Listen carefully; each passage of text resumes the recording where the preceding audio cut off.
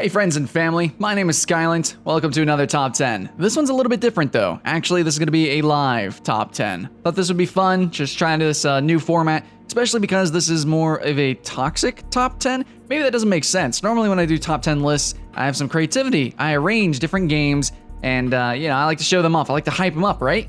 Well, this one's a little bit different because I want to show off the stats. Statistically, what are the top 10 highest grossing games on Google Play?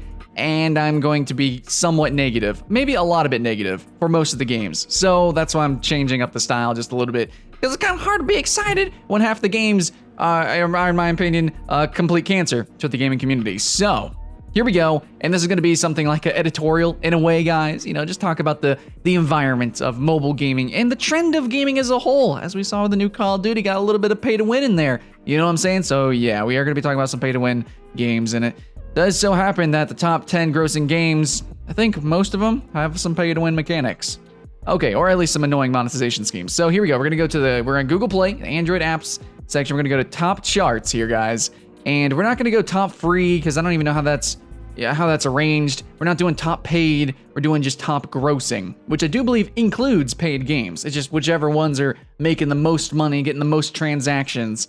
And here we go. So let's hit see more so we can see the 10 and we can just talk about them. You guys ready? All right. So actually, surprisingly enough, Pokemon Go used to be number 1. So it went to number 2 yesterday, and now today it's number 3. So it seems every day it's literally losing, well, not losing money, but it's not as big as it used to be. It's kind of losing some traction here. And that's going to be the case for a lot of these games. Guys, actually, a lot of these games are going to be kind of fluid. However, I have seen a trend. There's a lot of games that do stay, kind of up here, up in the, top 25 or even around the top 15, and then just kind of trade spots. With new updates, they'll move up a little bit more, it's a big trend. Okay, so if we look at number 11, Marvel Contest of Champions here, they always add new characters. So before, I believe it was before Summoner's War, but now today it's above it. So as they add new characters, and Summoner's War is the same way, as they add new summons, the game gets a little bit more traction in terms of how it's grossing, because more people want to spend money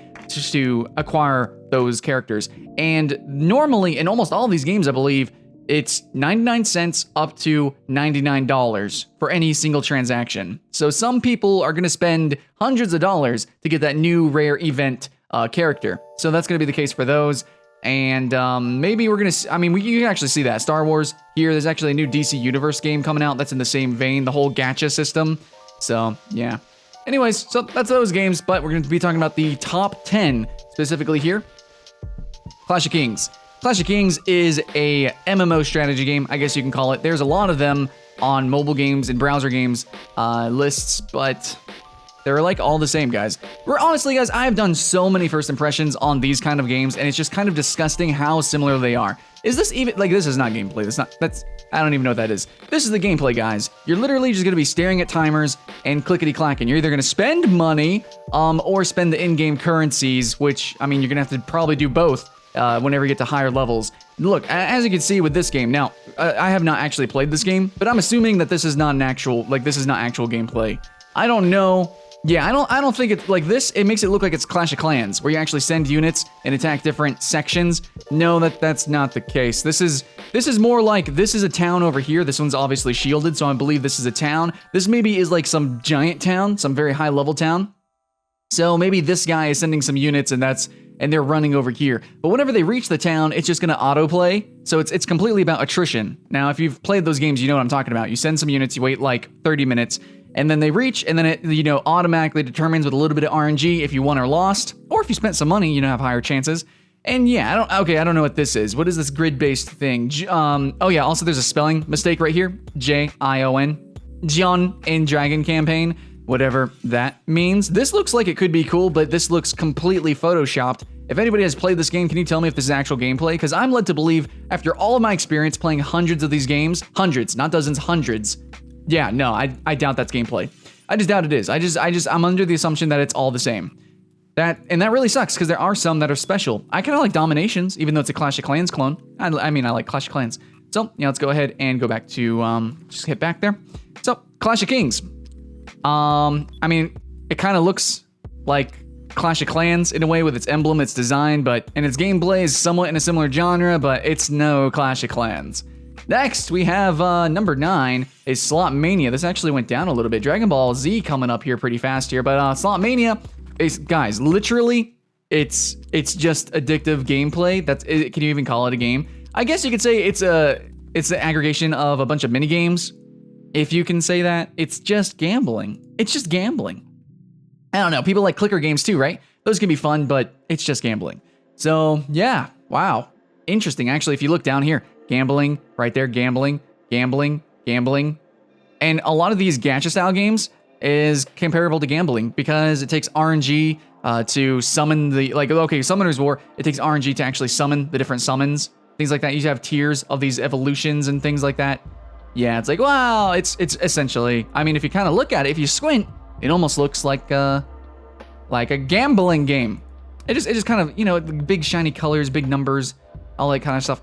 It kind of is. It's the same addictive formula in ways, and it just kind of, I'm not into that, dude. Anyways, let's check out Dragon Ball Z. So Dragon Ball Z is coming up really fast. We actually do see a lot of fighting games coming up pretty popular on mobile devices. However, generally they have gacha systems, and as you can see here, this is so disgusting. Like, the advertisements for this game and so many of these type of games, you know, they're off of these name brand animes or movies like Game of Thrones or something like that. And they just kind of use the art from the animes or the mangas or the comics. And is this even gameplay? Is this even gameplay? And some games do actually false advertise, by the way, guys. It's pretty sad. Here's some gameplay. Okay, so this looks kind of interesting. It's like a tippity tap bullet hell, maybe? You literally get no idea, no concept of what this game actually has. And if you're actually on mobile, I don't know if you can see it on desktop, but if you're on mobile and you're clicking on a game, you can actually see what words are most describing the game, or what words are included the most in the most amount of reviews. So almost like 99% of the time, you're gonna see an overwhelmingly, like the majority of people saying the game is addicting. So it'll say addicting, like somewhere around here, it'll say addicting, and then it'll say good game or whatever. But addicting is always like the biggest one. Like, really, is that what's cool about games? Is that it just happens to have addicting? What does that even mean? Addicting. To me, that's a negative connotation. I want a game that is actually, like, I have to game it. Like, I have to actually beat it. There's something to actually game. It's a verb, but whatever. Anyways, I have no idea about Dragon Ball Z. I just know that it's been coming up, so I have no opinions on that. That's mostly what this video is about. But at least I was able to commentate that this is basically the advertising for all sorts of mobile games. So you're gonna install it, and then, I don't know, they probably have some extended tutorial. They start putting in timers and stamina bars, and I have literally no idea what this game is about. And by the time you spend money, then you finally learn that there's probably no game to it. Hey, I'm just saying, this could be a really great game, okay? But my experience with a lot of these games, it's kind of like that. Candy Crush, it's pretty self-explanatory. They have like the whole stamina system-ish. You know, they have the whole they have the monetization scheme that just really pisses off a lot of hardcore gamers. But I don't know, man. It's not a bad game. It's a good game, but does it deserve to be the top grossing in 2 spots with Candy Crush Soda Saga and Candy Crush Saga? Maybe, maybe not. I mean, it really appeals to an older audience and a younger, like a very young audience and a very older audience. And that kind of goes for a lot of these games, is it appeals to children and at the same time a lot older people. It's kind of like they're ignorant, you know? I really don't like using that excuse, but it seems like people, like everybody has mobile devices, but not everybody is actually a gamer or is knowledgeable of what is a good game, what isn't a bad game. But then again, you could say Sky, they're having fun. Let them have their fun. But then, I mean, if we do that though, then that's why we get pay to win in our AAA Call of Duties now. Yeah, there's a gambling loot boxes in all our AAA games that happen to have pay to win mechanics tied into them. And it's kind of because mobile games are getting away with it and they're making a shit ton of money. That's whatever. Candy Crush, it's like the Tetris of our generation, it seems, but not as pure. You know what I'm saying, guys? Anyways, let's go to Clash Royale. Clash Royale, and see, here is where I'm gonna say, fuck it, I admit it, I'm wrong here. Clash Royale, I think, is a great game. And you guys are probably, it's a double-edged sword here, and you probably are a little bit polarized by this, because you probably know Clash Royale isn't a bad game, has potential to be an amazing game. It actually has paid tournaments, but at the same time, I think it's debatable, maybe more in favor of the potential that it is pay to win. And I play this game, I have spent money on this game, and I'm part of the problem. I admit that I'm part of the problem now. So those older people and those younger people playing these other games and they're kind of pay to win, and I just complained about it, well, I'm also part of the problem because there really isn't a game like Clash Royale, and there probably isn't going to be one that achieves the quality. It's an amazing card game.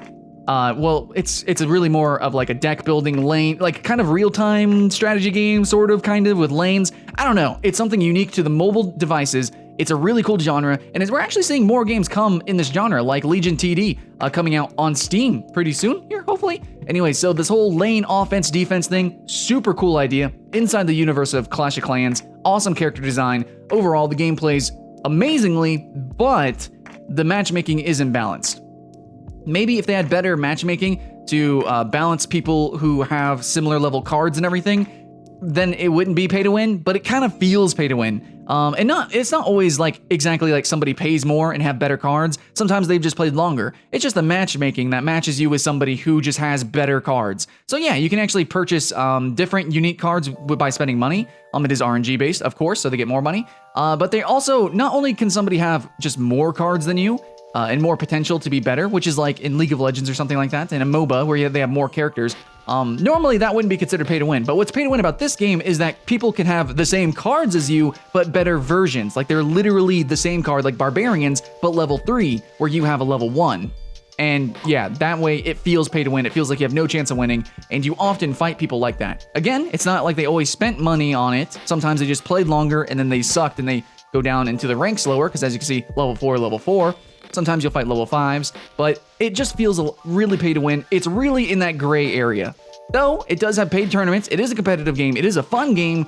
I'm just gonna admit here, I think that maybe I'm part of the problem, because it is a fun game. And I'm sure a lot of people find these other games really fun, but it's like, I'm disgusted in the monetization schemes, and yet, here we are. And I think it's important to talk about monetization schemes in a top grossing list here, top grossing Android apps. So these are the games that are making the most amount of money, which means this trend is going to continue with a lot of games, even AAA games. $60 games like Battlefield that have season passes, and then also have like somewhat pseudo pay to win progression schemes. So Battlefield 4, I'm looking at you.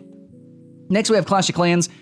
This is a game that I think is definitely kind of pay to win in certain aspects. Now, there's way more skill in this game than any other MMO strategy game, because you actually place down units, and there's actually the whole, you have to actually place down your walls and your defenses, and it's basically tower defense, but you also have tower offense whenever you attack other people's bases. It's a huge amount of fun, tremendous fun, but they have the stamina systems. You have to wait for gold to increase. You have to wait for your elixirs so that you can build more units. You have to wait for the units to be trained. It's just constantly waiting, and this is where it gets pay to win, because you can spend money to bypass that waiting, which means you can consistently siege other people, or you can consistently buy shields, and so you can't be attacked. So you will grow on the leaderboards. So the more money you spend, simply the higher you get on the leaderboards, which in turn is pay to win, because the MMO aspect of the game, the multiplayer aspect of the game, is kind of through the leaderboards, is through that whole meta aspect. You don't actually directly compete with any one person. It's more of like a grand scale, which is why they kind of consider it MMO. And in that sense, it's pay to win, which sucks, because it's the best game in the genre, I think, hands down. Only contested maybe technically by games like Dominations, which is really in the end just kind of a clone. So yeah, Clash of Clans, you're a great game, but I still fucking hate your monetization scheme, but I don't know if I can diss it because you're top grossing. Like, how can I tell you that you're wrong when you're top grossing? Pokemon Go is pretty fair, honestly. If you guys haven't played Pokemon Go, it's pretty freaking awesome. Of course, losing traction because they need to add updates, but I think it's fair. Its monetization is fair. Because you get items. See right here, whenever you go to these locations, certain locations, you spin the little icon, you get the items, and that allows you to keep playing, and you get some really neat stuff. So as long as you're actually playing the game, then you're going to be able to continue to play the game very well. I've only spent some money, a few little bits of money, because I was actually playing at home on my tablet, and I was playing at a mall. So depending on how you play this game, the monetization scheme is going to feel really unfair and pay to win, or it's going to be fair. So I live in an urban city, and I'm able to walk around and I just have so much items, my bag is overflowing. So yeah, I mean, it's not really pay to win, It's kind of pay to help progress, or maybe if you haven't played in a little bit and you don't have any items, but your friends want to go out that day, then you spend $5 and you have a whole night of fun ahead of you, you know? So that's kind of like going to an arcade. I feel like that's fair, okay? There's nothing like your Pokemon will get stronger instantaneously by spending money. So there's nothing, I don't think, really pay to win about Pokemon Go. I think it's just up here at top grossing because it is so ridiculously popular. Absolutely. Now, oh wait, I do want to mention one thing. If you don't live in a city, yeah, you're probably not gonna have fun, period, and it's probably gonna cost more money. So there's that. Okay, the next two, we're just gonna kind of lump them together because they're basically the same thing, and they're the most popular for, like, they're basically the same game, and their marketing is the same. So Mobile Strike uses Arnold Schwarzenegger as their mascot. Lots of big commercials. I see it on YouTube, on TV all the time. Same thing with here. We get, actually, I think she has an icon here. There we go. Right here, she's kind of in the game here. I actually forget her name, but she's a really famous model. She's got big old booties, titties, things. She's beautiful, okay? She's beautiful, she's sexy, and they have her in these commercials, and so, yeah, a lot of, you know, ignorant gamers are gonna join into the game, and they make it seem so epic. But like this, the gameplay is exactly as I mentioned before. It's just like you amass units, and spending money you get more units faster. You send them on to attack other people, and I guess there is, in a sense, a strategy to that. You know, who to attack, when to attack. Maybe guild versus guild can get kind of cool, but it's still the actual gameplay, the game feel, is you clicking on somebody, and then the game just kind of automatically, you know, determines win or loss. It's all just stats and numbers, and those numbers can be influenced with money, which essentially, in a PvP game, completely destroys just everything. It's literally garbage in my eyes. They need something more. I don't understand, because these games are like village builders, right? They're town builders. So, like, why can't they be like Clash of Clans, where you can, you know, actually put things where you want to, and it actually determines, you know, different defense ratings and things, and then have cosmetics, sell cosmetics. Maybe I want to have an elf city. Maybe I want to be like Roman or something. Or Mobile Strike, it's modern military. Why can't I have different military camos and skins and things for my different bases? Well, why can't I do that? Why do you have to have these pay-to-win mechanics? And basically, this is this is Game of War, but in modern military. It's basically the same exact thing. You can try out all these games. I've tried out so many. I have my videos all over YouTube on these different channels trying out these games, and I just have been so burnt the fuck out. Really, the only refreshing game on here is Clash of Clans, and even then, I can't say it's completely perfect because of its monetization scheme. But then again, guys, that's top grossing Android apps. And if we look down, same things. Star Wars Galaxy of Heroes is the same thing. It's a gacha style collecting game, collect these different party members, and you can see they have different stars, different rarities, you know, see what I'm saying? Spend money, kind of become stronger. Gambling. Not everyone, guys. Not every single one is gambling, but a lot, guys. And it's really, really tragic. In some games, they don't seem like gambling, but they are, like what I'm saying with the hero collecting. And it's just a huge, huge trend that I think needs to be moderated. I really do not think that these two games deserve to be number one and number two. They truly, honestly don't. Have you guys seen on the PC aspect how the MMO browser games, the MMO strategy games, they're really, really niche? That's how that should be. They're extremely niche, okay? Only hardcore guilds really get anything out of them, and that's really where it should stick. So why are these the number one and two? Are you telling me the most amount of people are playing these games? Well, I think the most amount of whales are, because that's the only people that really can enjoy these games, and they're making way too much money. Whales are, in my opinion, ruining the landscape. The entire gaming landscape, which is why I wanted to make this video. I know this is kind of a shitty, unproduced top 10, and maybe I talked in circles, but I needed to get this out, guys. I needed to say this, because I'm so tired of doing first impressions on games that are like this, Mobile Strike and Game of War. I won't. I'm done doing videos on those kind of games. If I'm forced to, I swear, I don't know, man. I hate it. I'm just gonna die. I'm like, no, I'm not gonna do it. I'm not gonna do it, dude. Anyways, Mobile Strike, Game of War, I don't like them. If you like them, please tell me why you like them. Be honest with yourself, why you like them, and versus Clash of Clans or any other game like Boom Beach, which has actual gameplay to it. Let me know, guys. And if you have any mobile games whatsoever that you really, really enjoy, like I know Marvel Contest of Champions has true gameplay to it. I understand. Same thing, Clash of Clans. It's got true gameplay to it. Just monetization scheme is not really great. So let me know some good mobile games in the comments below. This was just top 10 grossing and my commentary on, you know, the scene of things, the economy, and how it's affecting our modern day games like AAA, you know, AAA games having pay to win loot box gacha mechanics. Not cool, dude. Not cool. Anyways, that's all I have to say. Thanks for watching, guys. Top 10 grossing Android apps. Hype! Except not so much, actually. We'll try to do more hype top 10s in the future, so keep the hype alive, guys. Hope you have fun, and I will see you in the next one.